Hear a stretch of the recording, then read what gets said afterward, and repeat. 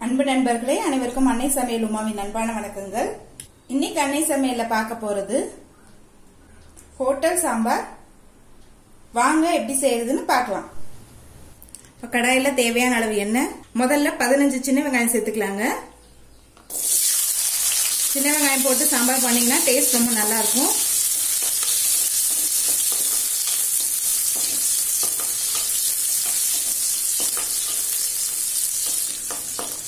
நீங்க விருப்பப்பட்டீங்கன்னா ஒரு பெரிய வெங்காயம் போட்டுக்கோங்க. சின்ன வெங்காயம் நல்லா வதங்கிடுச்சுங்க. அடுத்தது ஒரு தக்காளி சேர்த்துக்கலாம்.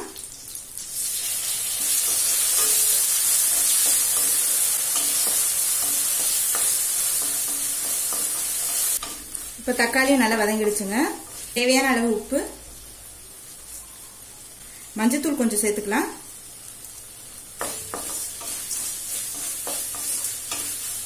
இப்ப தக்காளி நல்லா வதங்கிடுச்சுங்க. அடுத்தது ஒரு கேரட் சேர்த்துக்கலாம். அடுத்தது 3 கத்திரிக்காய், ஒரு முருங்கைக்காய். உங்களுக்கு விருப்பமான காய்கறி கூட இதுல சேர்த்துக்கலாங்க. காய்கறியை நல்லா வதக்கிக்கோங்க.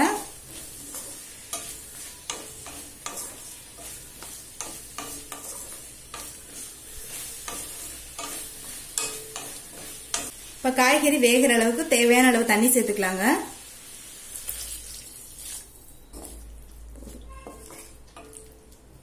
இப்ப மூடி போட்டு எல்லா காயும் நல்லா வேகிற வரைக்கும் வெயிட் பண்ணலாங்க. இப்ப பாத்தீங்கன்னா எல்லா காயும் நல்லா வெந்துருச்சுங்க. இப்ப 1/2 கப் துவரம்பருப்பை வேக வச்சு இதுல சேர்த்துக்கலாம்.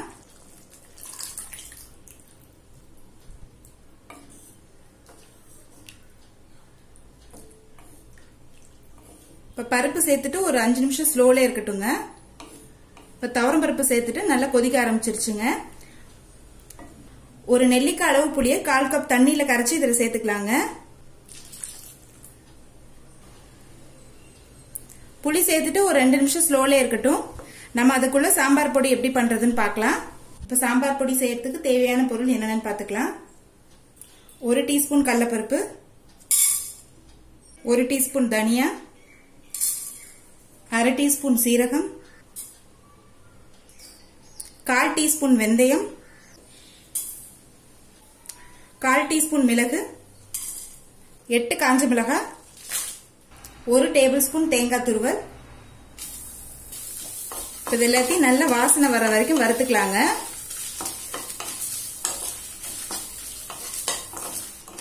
தேங்காய் சேர்த்துட்டு நல்லா வதக்கிடணும். அப்பதான் சாம்பார் சீக்கிரம் கெட்டு போகாம இருக்கும்.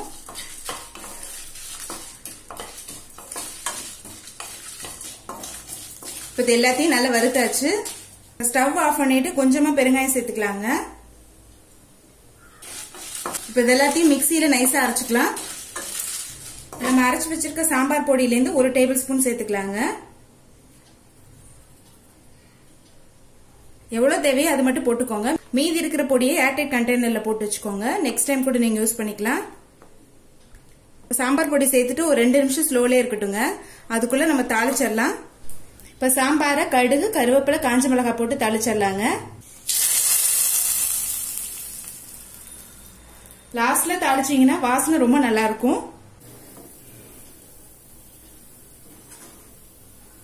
இப்ப இறக்க போறதுக்கு முன்னாடி கொஞ்சமா பெருங்காயம் சேர்த்துக்கலாம்.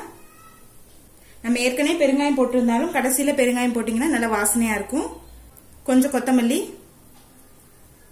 இப்ப ஹோட்டல் சாம்பார் ரெடி ஆயிடுச்சு. வாங்க சர்வ் பண்ணிடலாம். சுவையான ஹோட்டல் சாம்பார் ரெடி ஆயிடுச்சு. ஹோட்டல் சாம்பாரை ட்ரை பண்ணி பாருங்க. கண்டிப்பா உங்களுக்கே பிடிக்கும்.